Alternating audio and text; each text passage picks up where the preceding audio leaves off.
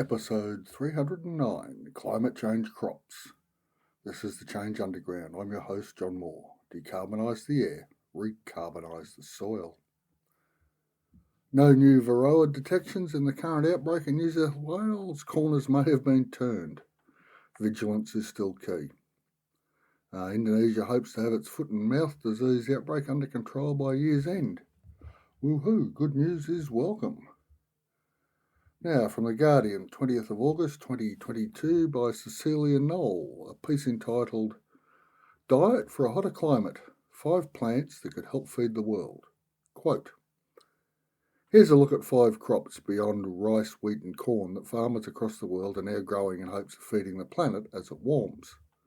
Amaranth, the plant that survived colonisation. Fonio, the drought-resistant traditional grain from Africa. Cowpeas, a fully edible plant.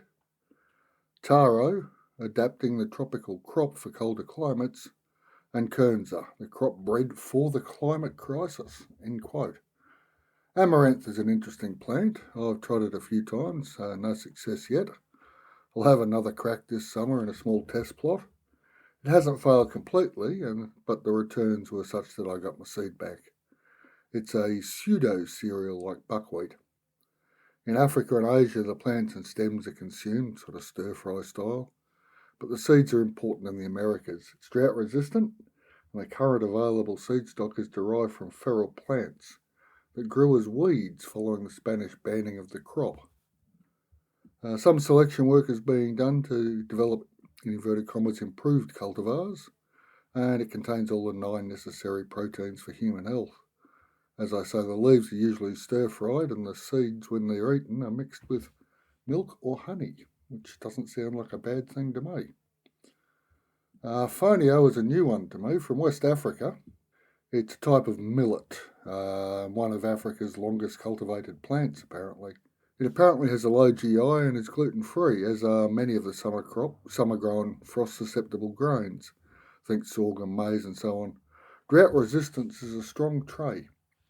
Nothing grows in dust, obviously, and prolonged droughts seem to be increasing.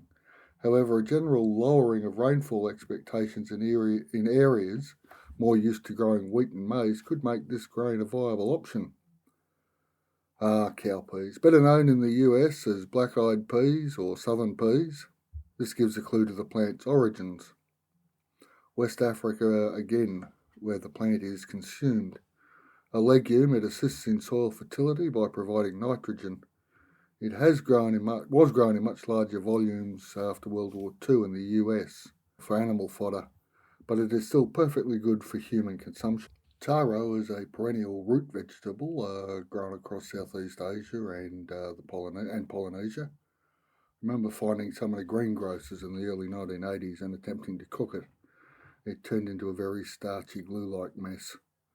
I'm sure there's better ways than boiling it like I did. A Tongan fellow I worked with at the time seemed to think it was the greatest food on earth, and it reminded him of home, so that might have had more to do with it. There are attempts to annualise it for US growers, which seems a little odd, but the market produces strange results. It may well be a winner. Kernza I've mentioned before. It's an attempt to perennialise wheat. The advantages are extensive. Longer and deeper roots that can scavenge soil moisture from much deeper than standard wheat. Perennial also means no soil disturbance after the original planting. The stands last about 7 years. There's a fair bit of diesel not used to prepare and plant seeds annually. The crop is combined like ordinary wheat and the stubble left to regrow. Also suitable for grazing, hit it hard and leave it alone to regrow. Another advantage of the perennial nature of Kernza is the huge reduction in soil loss through erosion, because the ground is constantly covered, obviously. These are just 5 crops. I suspect there's plenty out there in the wild and in small gardens spread across the world, ready for a comeback. The key, I think, is the perennial approach, as water availability will both fall for longer periods and be interrupted by massively large flood events. Witness the La Nina years here in Australia, the droughts in Western Europe this northern summer, and the Pakistan floods from a supercharged monsoonal event. And we need perennials that can dive more deeply for moisture and survive flooding. Way back in the 1990s, we lived on the Monero, the high plains of the Snowy Mountains in New South Wales.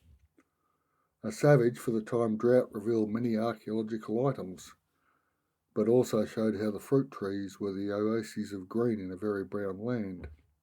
I'll get back to the trees in a minute. There were sort of long S-shaped collections and piles of quartz stones spread across the paddocks, particularly the neighbours' paddock, because they were never there much, that were revealed once the drought had ripped off the ground cover. Truly interesting. Apparently the same thing happened in 2018 up in the Valley of the Boyne in Ireland, where they discovered more monuments related to Newgrange. So droughts are an interesting thing to look for, an interesting time to find new things archaeologically. Back to the trees, they dated back to somewhere between the 1950s and the 1860s, and they had therefore substantial root systems, and those they were all standards.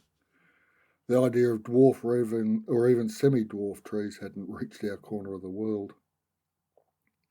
The lower trees along the creek flats had been flooded regularly, mostly flash floods. We were near the headwaters of the creek flowing on one boundary, but not always so. People had been lost in week-long floods in the past. The trees were strong, productive, and survivors. The agroforestry approach has much to recommend it. It does, though, need to be multi-species, I think. Up the road from where we are now in northwest Tassie, there's a 2-acre block of polonias, a monoculture the landholder uses to run dairy steers under. There's a worry with these as they're all clones of the one plant. A disease in one will take out the lot. A mixed species fruit planting, a jumbled orchard of standards, would be slower growing than the polonias, but more sustainable in the long run. With fruit trees come options, honey production of course, but also higher twinning rates in sheep and goats. But we'll stick to the sheep, stay with me. If ewes are covered whilst they're on a rising plane of nutrition, they tend to double ovulate and bear more twins. Higher nutritional levels being the signal of feed availability at lambing time to them. I'd put in a teaser ram with the ewes, that's one that is intact, but instead of having the testicles below the marking ring as a lamb, they were instead pushed up against the body of the ram lamb. This had two effects. One, he still thinks and acts like a ram, including pheromone production, and two, he's infertile as his sperm is kept at too high a temperature. The teaser and the ewes were turned into the orchard a month or so before I actually wanted them mated. The ewes coordinated their heat periods in the presence of a ram, in inverted commas, and he covered them. I had a harness on him with a red marker.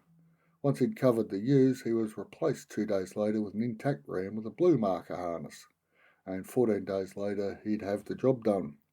I put the blue one in second because it was easier to see that over the top of the red. All the time the ewes were gorging themselves on windfall apples, pears, peaches and plums, the rising plane of nutrition. The date of the blue markings on the ewes gave me a lambing date 5 months later, and regular as clockwork, lambs would be dropped within 2 days. We were running Shropshires at the time. My first years before I tried this management system, we achieved about 110% lambing rates, so a couple of twins here and there. The first year using the system, we hit 170%, and after that it never dropped below 185%.